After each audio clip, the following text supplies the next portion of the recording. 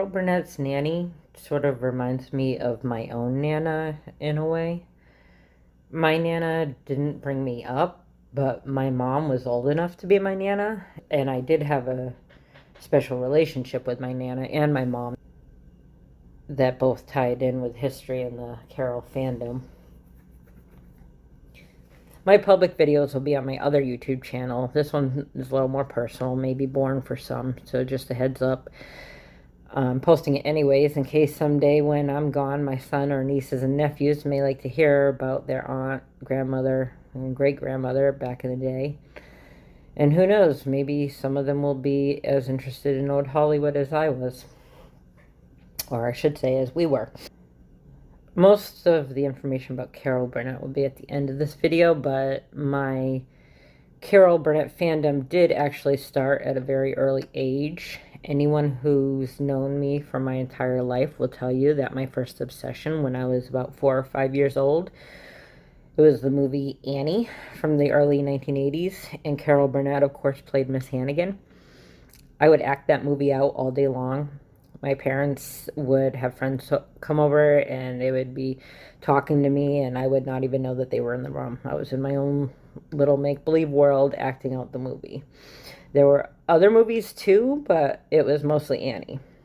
I'd watch it, act it out, watch it again, act it out, do both at the same time, all combinations, all day long. I had to play the part of all 7 main orphans. You know, Pepper, Duffy, Kate, Julie, Tessie, Molly, and of course, Annie. When my parents' friends would say hi to me, I didn't even hear them. I'd be sitting in the window singing Maybe, like I was in the window of a New York City building. My parents' friends would giggle at the fact that I was in my own little world. I was just zoned out. I wasn't sitting on the first floor window in my small hometown of Gardner, Massachusetts. I was sitting on the orphanage window in New York City in the 30s. That was my imagination. Sometimes instead of friends coming over to see my parents would go over to see their friends. And I was so young, I'd be with them. And since they thought my obsession with Annie was so cute, they would ask me to put on a tiny performance for them. So I would act it out like I was a theater kid or something, which I wasn't. I mean, I would just all out belt out the songs though, like Dumb Dog, Why Are You Following Me, or Sandy's His Name If You Please, You Never Fully Dressed Without a Smile. It didn't matter that it didn't matter that I couldn't carry a tune because I was so young, being 5, I just sounded like a cute, adorable little kid. So anyways, as time went on, I was still into movies and then also TV shows, music, MTV. was just like any other kid in the 80s. Saturday morning cartoons and renting videotapes for the VCR. You know, typical pop culture. I had many TV shows that I loved, but one of them was Mama's Family. Of course, I thought Vicki Lawrence was hilarious, and she frequently would have Carol Burnett on as Eunice. I thought she was hilarious in that, but I was so young that I didn't even realize it was Miss Hannigan until my mom told me. She'd also tell me about the origin of the Carol Burnett show, and that was the start of my Carol Burnett fandom. Now about my Nana. My mom's mom. I lived in Massachusetts. My grandmother, who everyone in the family called Nana, lived in Maine. She would come down and visit twice a year, each summer and Christmas, for about a week each time. She'd usually stay at our house. My mother had brothers and sisters in the area, but perhaps it was because my mother had the most children. So our part of the family was the largest and the most people to visit with. The biggest Christmas party, and we did have a big house. We were not rich, though. In fact, we were poor, welfare poor. The house was falling apart, but it was a home, and my parents worked multiple jobs to keep it heated. My brothers and sisters were much older than I was and already starting their own families, so I often got Nana all to myself when she visited. Well, Nana would stay with us, and we would watch The Sound of Music together. Anybody who follows me on social media knows that that movie is very special to me, and Nana is one of the reasons why. We would watch the movie together. My mom and dad would usually watch it with us too. My mom loved the wedding scene, the organ, the cathedral, the architecture, the captain's uniform. My father's favorite scene was when Elsa says, at first I thought a trip around the world, but then I thought there must be somewhere better to go. He always laughed at that. Nana thought Christopher Plummer was incredibly attractive. I was so young at the time, little did I know I'd grow up to find that Nana was absolutely correct. Anyways, when it was time to go to bed, I would hop into her bed with her instead of going to my own. We would tell stories, sing songs, play games, read books, do quiet activities like that just to help me settle. I was always so full of energy. I know where you think I'm going with this, and yes, it was very much like the thunderstorm scene with my favorite things. It wasn't because of thunderstorm. Nana would actually wear nightgowns like the one Maria wore in the movie. I guess Dorothy Jenkins did a good job on the costumes because my Nana was born around the same time as Maria Von Trapp. My mother was born around the same time as Julie Andrews and Carol Burnett. Being the obsessive person that I am, just like I obsessed about Annie, there were certain games and stories those evenings that I would obsess about. I remember two specific stories that were my favorites that I would ask to read with Nana. One was the little golden book, Pokey Little Puppy, which many others of my age sometimes mention. But I also had an entire set of Sesame Street fairy tale books full of well-known fairy tales, but with Sesame Street characters in the pictures. Like in Jack of the Beanstalk, Jack might be Big Bird or something. So anyways, my all-time favorite of those was The Princess and the Pea, which I found many of my peers had not even heard of. Anybody listening who is a Carol Burnett fan probably knows where I'm going with this also in just a few seconds. So that was the early 80s for me. Now cut to 1999. Nana passes away. My mom and her siblings were going through Nana's stuff, and they came across an old worn-out book with yellowing pages. It was the story of the Von Trapp family singers. My mom, of course, gives it to me. I'm already an adult at this point, about 21 years old. My mom gives it to me because of the history Nana and I had watching that movie together twice a year. Every year of my childhood, I don't think she even knew how that one scene in the movie made me feel close to Nana either. I read the book then. I didn't think it was nearly as interesting as the movie was, but I kept it in a waterproof, fireproof safe as a memory of Nana. And then 25 years later, in my late 40s, I have now decided I'm going to read it again because I have a more mature attitude, attention span, love of history, understanding of religion. And I think I'd get more out of it now than I had when I was 21. Anyone who's been following me on social media knows The Sound of Music is one of my recent obsessions. Not only does it remind me of Nana, but I've always loved movies since back in those days of Annie. And Sound of Music has to be the best movie ever made when it comes to lighting, cinematography, character arc. That nostalgic song from the thunderstorm scene, well, my favorite things pretty much describes me perfectly. Anyone who knows me will tell you I am a silver lining person. I look at the bright side of all train wrecks. I must, because if I don't, I will get too depressed and I can't handle that. I must look for the good. It's what keeps me going. When people are upset about money, work, politics, they'll ask me, how do you deal with things so happily? I put in a movie, I tune it all out, like I did when I was 5, when I was sitting in that window playing Annie. I'm not sitting in the window anymore, but I'm so into the movie that I'm watching that, whether it's Sound of Music or Annie or something completely different like Spaceballs or Ghostbusters, I just tune into my movie and block out the entire world. Because these movies are my favorite things.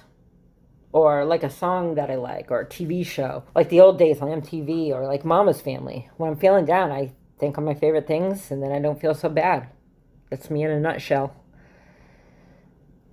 I watch that movie and I think the captain's hot, like, wow, I want that. But I see Julie Andrews and I think, wow, I want to be that because she's flawless. It's like infectious positivity about her. It makes you kind of like idolize her and makes you want to be like her, you know? Because it's like, who wouldn't want to be like somebody who brings so much happiness and positivity? So, living in the world of the internet, one gets to do a lot of research. And I read her memoirs, Home and Homework. I watched the Julie Andrews Hour and all kinds of different interviews and behind the scenes things. When I was reading Julie Andrews' memoirs, so many times I would think, wow, there are ways that I am a lot like her and how much I can really relate to this and that. She was a very relatable person. She's so amazing because she seems so perfect and flawless, but she's really humble and down to earth, it seems. But throughout all that, I've been able to see that she's had a wonderful close friendship with Carol Burnett, who she calls her chum. And the more I watched her and Carol Burnett together, the way they were acting, the things they would say, I realized, okay, now I know I said I could really relate to Julie, but I take it back. I am so Carol Burnett. Sweet but silly all the way, teasing myself and such. And it's kind of funny because I used to joke years ago when people would talk about how I was into Annie when I was little. I tell them when I was a child, when asked what I wanted to be when I grow up, I always said I wanted to be a millionaire secretary like Grace Farrell. And now I ended up becoming Miss Hannigan. I was not blessed with her looks like Vicki Lawrence was, but I was blessed with her positive, funny personality. Making life good with a sense of humor and a good heart, and that's how I always am. Just working a regular job, making ends meet or whatever. Like somebody says something at a meeting, I always have to have a funny reply, like a pun or something. I'm just a goofball showing off to make people smile, just like I was when I was belting out Sandy from my parents' friends when I was a kid. Because my interest in Julie Andrews led me to see how much I had in common with Carol Burnett, I started getting an interest in Carol Burnett and started watching the Carol Burnett show. And I just laughed so hard, harder than any other show I've ever watched. And I started watching documentaries about her, and I found more similarities. They talked about how she was raised by her grandmother, who she called Nanny. My mother was old enough to be my grandmother since I was born so late, but I had a special relationship with my Nana. Yeah, I know that sounds like everyone, but, well, there were also the stories about the welfare that I could relate to. And I was on welfare as a child, but the things that really got me was about how she used to act out movies as a child. I was like, whoa, that was exactly how I was as a kid. And I thought of the days of me acting out Andy. What are the odds? A movie that she was in. And then I found out her favorite book as a kid was Princess and the Pea, which she later ended up doing a version of as her first show on Broadway with Once Upon a Mattress. And then I was just blown away because I was like, that was my favorite book as a child that my Nana used to read to me, and I didn't know anybody else who liked that book. In this time together, Carol Burnett said, I was everything and everything was me. It reminded me of one of my favorite songs, You Are Everything by the Stylistics. She said she was feeling prudish over her concerns with her daughter's school. I get that. Around my friends, I'm like that. I'm an old soul raised by an older generation, and I'm much more modest than most of my friends my age. Some of them boast happily about their numerous partners, and I'm still dreaming about Christopher Plummer in a gazebo. She mentioned someone saying she was almost pretty and how she said that was almost nice of them. I had a similar conversation with a boy that I had a crush on in junior high. I found out what kind of person he was later when my looks had improved by his standards. Well, it was too late for him because I already was on to who he really was. Sometimes I dream about things and then they happen.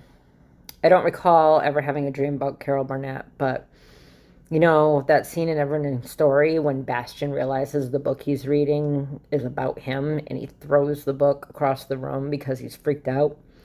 I get that feeling a lot when I'm reading about Carol Burnett. It's like she knows me when she does not even know I exist. Her show ended right around the same time I was born, winter of 78. I just feel a connection, like I was meant to be obsessed with Annie as a child, as an introduction to this amazing entertainer. When she talked about going out and dating again, it was exactly how I felt. She said she did it to not become a hermit, and worse, like it. I did the same. Then COVID happened, and I gave in, and I did become a hermit, and I loved it. I let myself go. I took on way more pets than I should have. And now I have so many responsibilities at home, it's hard to get back out again. My various pets are one of the things I related to most from Julie Andrews' memoir. I started breeding sugar gliders. I did so the right way, tracing their family tree so that they're not inbred, but people always flock to the breeders that have been doing it for 20 years, not a few years. I can't really be away from my house more than a weekend at a time now. Otherwise, I would have made this trip to Hollywood for longer. It's just weird how the world works. It's like full circle. Your life starts obsessed with Annie, and then somehow your Nana brings you to Julie Andrews, who brings you back to Miss Hannigan, and then you're sitting at the grave of Miss Hannigan's nanny, thinking about your own Nana on the other side of the country from where you live, wondering why you feel closer to strangers than people in your own life. Perhaps I'm still in a land of fantasy like when I was a child playing Annie. Perhaps it's because my mom and Nana are now gone, and Carol Burnett and Julie Andrews are reminders of them. So many of my family have passed this past decade. I live far from them all who remain and sometimes feel so estranged. I'm grateful for all the memories I have of my Nana. Grateful that Carol Burnett has the memories she has of her nanny. I'm grateful that both Carol Burnett and Julie Andrews have had the courage and talent to be so inspiring throughout my life. I feel like they've helped me be the person I am today. And I feel like I'm a good person today because of their inspiration. I'm funny. I'm a funny, likable, positive person because of their inspiration. And I think that my Nana and Carol's nanny are both proud of all of us.